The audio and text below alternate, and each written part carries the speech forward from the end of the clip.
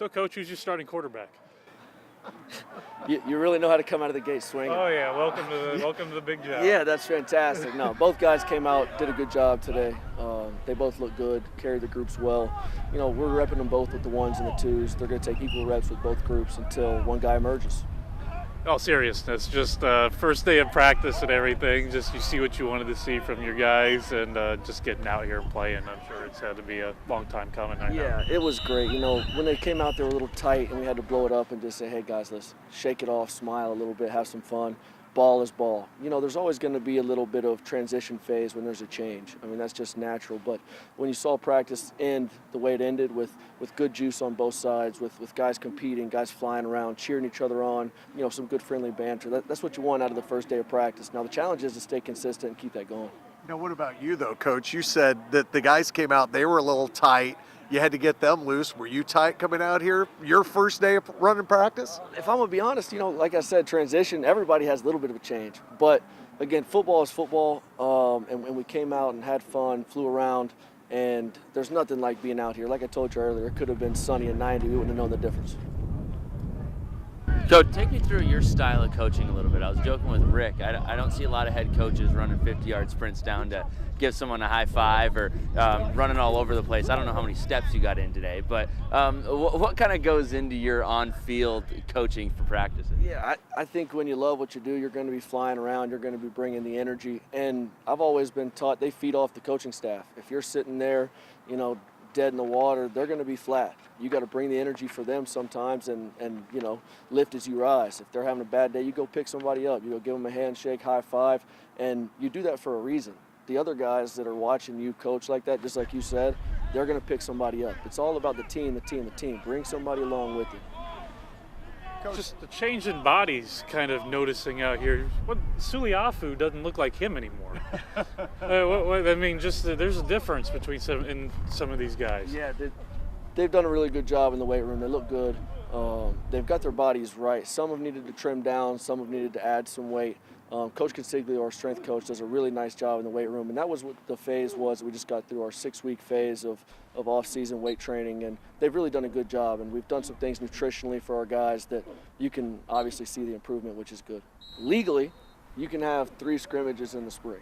So we're going to have 3 scrimmages this spring, and then you get an allotted amount of live practices, just not 11 on 11. So we're excited about the scrimmages, but you know, we got to get better at situational football. There were times last year that you could tell young guys that didn't have a ton of experience almost were lost in the moment of what's the down and distance, where's the hash, what do your tendencies tell you. We got to become masters of situational football as well as playing live ball.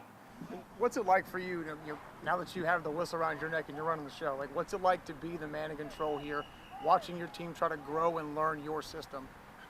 I got the best job in the world. That's the easiest question I could have been asked. I'm thankful to be out here every single day. I'm humbled by the opportunity.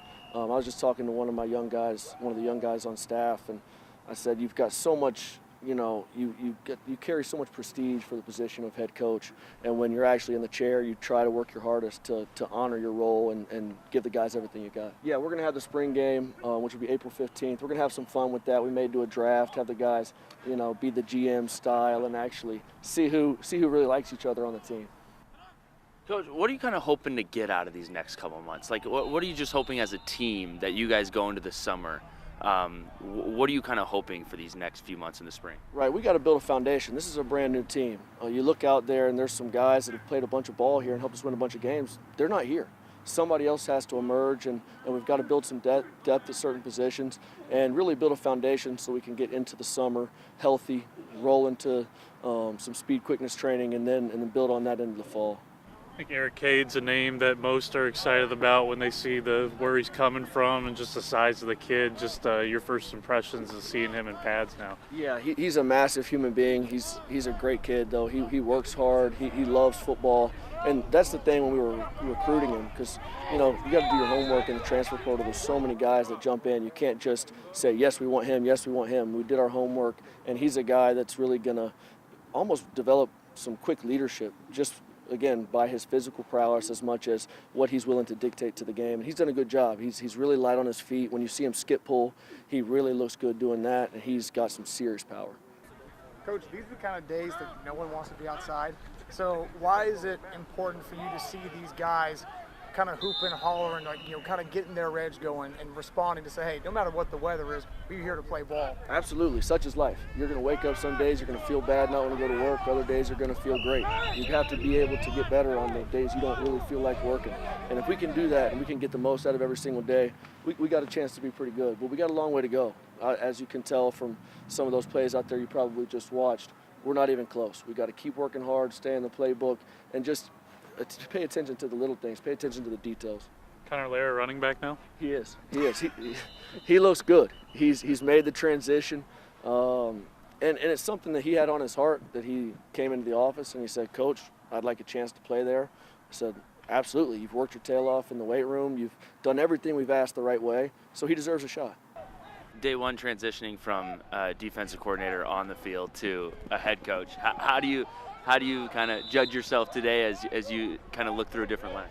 I think it went well. Obviously, there's always room to grow in everything you do. I just want to make sure we're doing a good job cheering on both sides, keeping it balanced. And it was tough. In the whole 20-minute Indy period, I'm walking around kind of, a little out of sorts. Like, I need to coach a group. I need to get in. So I actually, come early one practice, and you'll see I like coaching Indy too. So I'll just take a group over, which is fun.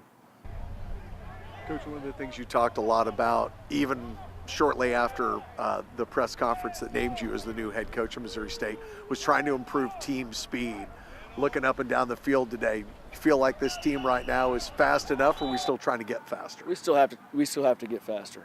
Overall, at all the positions, you want to see guys really break away and extend long runs, extend the passing game a little bit, and you also want to see closing speed on defense. You got to see guys, once the ball goes, they turn and hunt. We still got a ways to go on that. I don't think you saw our true speed today, just because a little glitch in the weather, but we'll continue to progress there.